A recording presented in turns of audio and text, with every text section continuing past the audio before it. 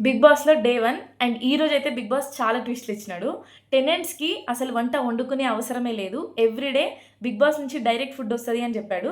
So, half of the సెక్షన్‌కి cooking చేసుకునే పనే లేదు. అండ్ కామనర్స్‌కి ఈ సెలబ్రిటీస్‌లో ఇద్దరు కుక్ చేయాల్సి ఉంటది. ఏ టైంలో అయినా అడిగి చేయించుకోవచ్చు అని చెప్పేసి ఒక రూల్ పెట్టారు. ఈ రూల్ వల్లనైతే ముందు ముందు చాలా గొడవలొస్తాయని అయితే నాకనిపించింది. అండ్ డే వన్నే కొంచెం హడావిడిగా అనిపించిందయితే మాస్క్ మ్యాన్ ఇంకా శ్రీజ.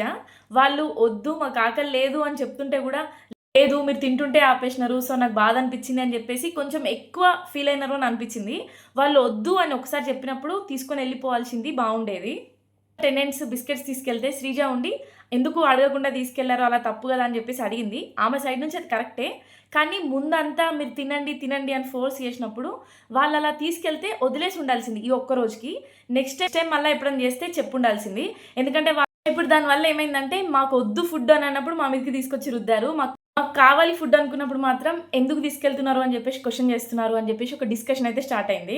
ఈరోజు ఎపిసోడ్ తర్వాతనైతే కామనర్స్‌లో మాస్క్ మ్యాన్ ఇంకా సెలబ్రిటీస్‌లో బర్నీ గారు ఇద్దరు కొంచెం డామినేషన్ చూపియాలి అని అనుకుంటున్నారు గ్రూప్స్‌కి అని అనిపించింది. జరిగిన ఆర్గ్యుమెంట్స్ మొత్తం ఫుడ్ బేస్డే ఉన్నాయి. సో, అంత మంచిగా అనిపియలేదు. రేపు నామినేషన్స్ వచ్చాక ఎవరెంత వాలిడ్‌గా మాట్లాడతారో చూడాలి.